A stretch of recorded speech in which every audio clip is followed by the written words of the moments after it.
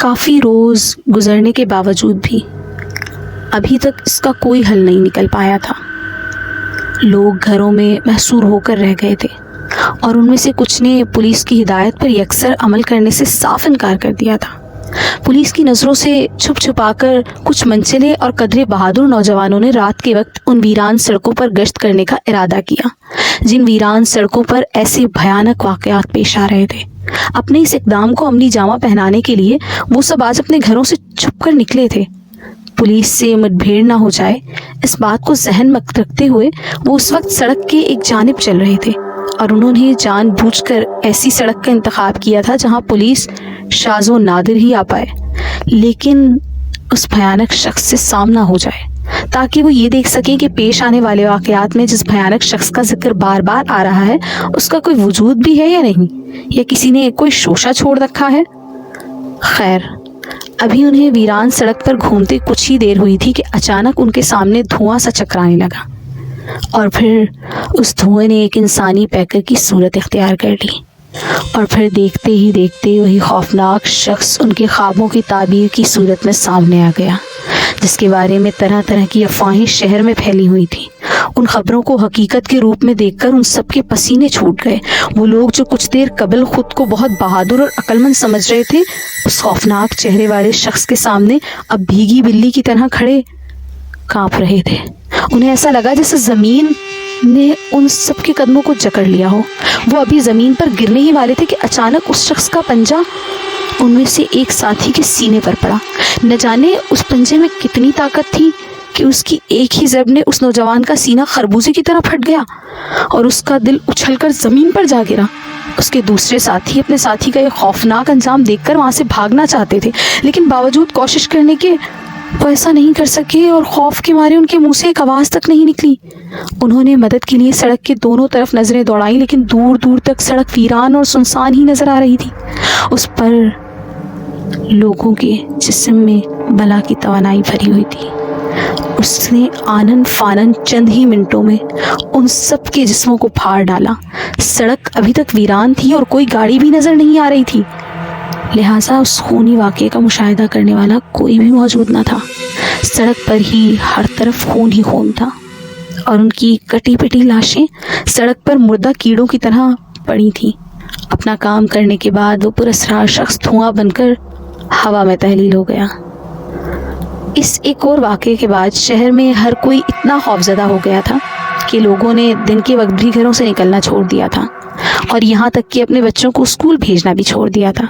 City police الگ پریشان تھی، اس پر دباؤ اتنا بڑھ گیا تھا کہ انہیں کھانے پینے کا ہوش نہ رہا تھا۔ ان کا واحد مقصد تھا صرف اور صرف اس پراسرار شخص کو پکڑ کر لوگوں کو اس سے نجات دلانا تھا۔ ان کی سمجھ میں نہیں آ رہا تھا کہ اس قتل عام کے پیچھے اس بھیانک شخص کا آخر کیا مقصد ہے، وہ ایسا کیوں کر رہا تھا اور وہ بے گناہ لوگوں کو کیوں مار رہا تھا۔ ان سوالوں کا جواب تو صرف وہی شخص دے سکتا تھا۔ پولیس نے دن اور رات میں شہر بھر میں اپنی گشت کا دورانیہ بڑھا دیا تھا۔ شہریار اور شکیلہ کی شادی کی بات چیت پکی ہو چکی تھی اور دونوں گھرانوں کے مابین ضروری رسومات سر انجام دی جا چکی تھی، لیکن باہمی مشورے کے بعد ابھی شادی میں کچھ دن رہتے تھے۔ اپنے گھر والوں کی مرضی سے وہ دن میں تقریباً اکٹھے شادی کی شاپنگ کے لیے نکل جایا کرتے تھے اور مختلف مالز اور شاپنگ سینٹرز میں گھوم پھر کر اپنی اپنی پسند کی اشیاء خریدتے تھے۔ شہر میں پھیلی ہوئی اس پراسرار شخص کی کارروائیوں کی خبریں ان تک بھی پہنچ چکی تھیں، لیکن شہریار اور اس کی منگیتر شکیلہ نے ان خبروں پر زیادہ کان نہیں دھرے، یا شاید شادی کی تیاری میں وہ اتنے مگن تھے کہ انہیں شہر میں ہونے والے سنگین واقعات کا اندازہ نہیں تھا۔ آج بھی وہ شاپنگ کر کے تقریباً تھک چکے تھے، اس لیے شاپنگ کے دوران ہی انہوں نے سامان گھروں پر رکھ کر آج شہر میں لگنے والی ایک نئی فلم دیکھنے کا پروگرام ترتیب دے لیا تھا تاکہ کچھ بوریت اور تھکن دور ہو سکے۔ اور اپنے پروگرام کو عملی جامہ پہنانے کے بعد انہوں نے سامان گھروں پر رکھ کر گھر کے افراد کو یہ کہہ کر کہ وہ ڈنر پر جا رہے ہیں سنیما ہال جا پہنچے، اور اب فلم دیکھ کر وہ واپس گھروں کی جانب بڑھ چلے تھے۔ ڈرائیونگ سیٹ پر شہریار بیٹھا تھا اور کار کو تیزی سے گھر جانے والے راستے پر بھگائے جا رہا تھا۔ شکیلہ اس کے ساتھ والی سیٹ پر براجمان تھی اور اس کے ہاتھ میں ایک کافی کا مگ تھا جو انہوں نے سینما ہال کی کینٹین سے ہی لیا تھا۔ وہ مگ کو ہونٹوں سے لگائے چسکیاں لے کر کافی پی رہی تھی۔ شہریار نے اپنی کافی سامنے ڈیش بورڈ پر رکھی ہوئی تھی اور وہ بھی وقفے سے اسے سپ کر رہا تھا۔ गाड़ी अपनी मंजिल की जानिब रवां दवां थी और वो दोनों ही फिल्म और कहानी के किरदारों पर अपने अपने ख्यालात का इजहार कर रहे थे कि अचानक जैसे कोई जानवर गाड़ी के सामने से भागा हो और सड़क की दूसरी तरफ कूद गया। शहरयार ने यकदम ब्रेक लगाए, कार एक झटके से रुकी और दूर दूर तक सड़क वीरान दिखाई दे रही थी और अंधेरे ने सब कुछ ढांप लिया था। कुछ स्ट्रीट लाइट्स खराब हो गई थी और सड़क तारीकी में डूबी हुई थी। गाड़ी रुकते ही शहरयार ने जानवर को बुरा भला कहते हुए दोबारा कार स्टार्ट की और आगे बढ़ा दी। अभी उसने कुछ ही फासला तय किया होगा कि अचानक कार के पीछे से किसी ने कार को उठाकर दोबारा जमीन पर फेंका। उन दोनों को शायद इसकी तवक्को नहीं थी।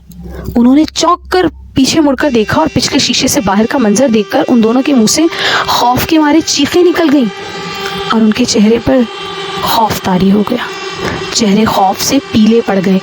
कार के पिछले हिस्से से उन्हें वही पुरस्कार शख्स साफ दिखाई दे रहा था जिसके मुतालिक शहर भर में बहुत सी खबरें सुनने को आ रही थीं, जो कि शहर भर में कत्लो गारतगिरी का बाजार गर्म कर चुका था। शकीला खौफ से थर थर कांप रही थी।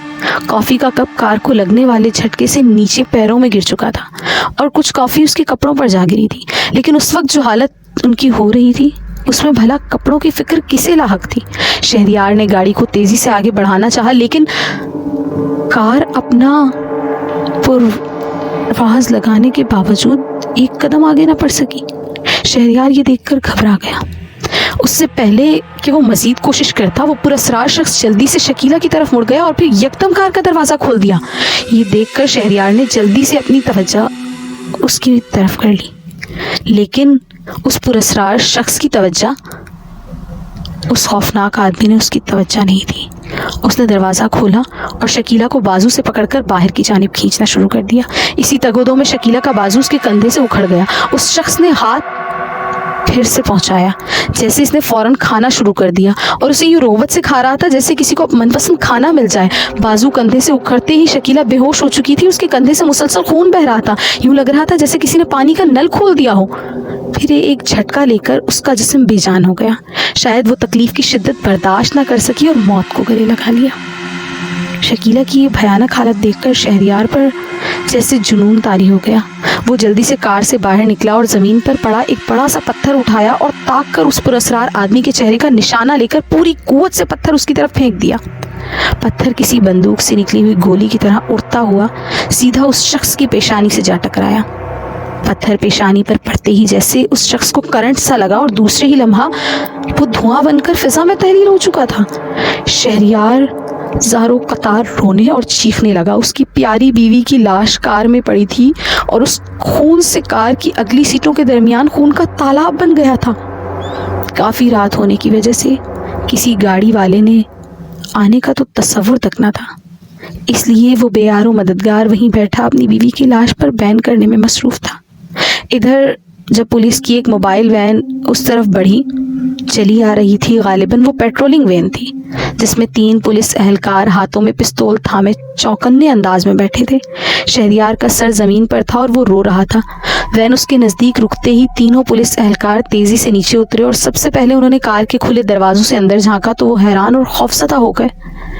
एक औरत और उसकी लाश कार में मौजूद थी और उसके कंधे से खून रस रहा था। नीचे सीटों के दरमियान खून का तालाब सा बन गया था। इस सारी सूरत हाल को समझने में ज़्यादा वक्त नहीं लगा। एक पुलिस एहलकार ने शहरयार को ज़मीन से उठाकर मोबाइल वैन में बिठाया। फिर उसने खुद ही वायरलेस पर किसी को इस तमाम वाक़े की इत्तला देना शुरू कर दी। शहरयार अपनी बीवी की दर्दनाक मौत को देखकर पागल हो चुका था और इस वक्त शहर के एक पागल खाने में मुकीम है। वो पुरस्कार शख्स आखिर कौन था, कहाँ से आया था और कहाँ चला गया? आज तक पुलिस के लिए ये सवालात परेशानी और तजस्सुस का बाइस बने हुए हैं। इस वाक़े के बाद दिन या रात के दौरान किसी ने भी उस पुरस्कार शख्स को दोबारा नहीं देखा और ना ही किसी के साथ दोबारा ऐसा सलूक किया गया। क्या उसका आखिरी शिकार शकीला ही थी? और उसके साथ ही उसका क्या रिश्ता था? और फिर उसकी मौत के बाद वो कहाँ गायब हो गया? अब तक ये एक राज है जिसे अभी तक कोई हल नहीं कर पाया। बाद में पुलिस ने इस केस की फाइल पर पुरस्कार शख्स का लेबल लगाकर सर बमहर करके रिकॉर्ड रूम में जमा करवा दी और यहाँ نہ اس پراسرار شخص کا پتہ چلا اور نہ ہی ان تمام واقعات کا. Please like, comment and subscribe the channel Shehzad Khan Horror Stories, and thanks for watching.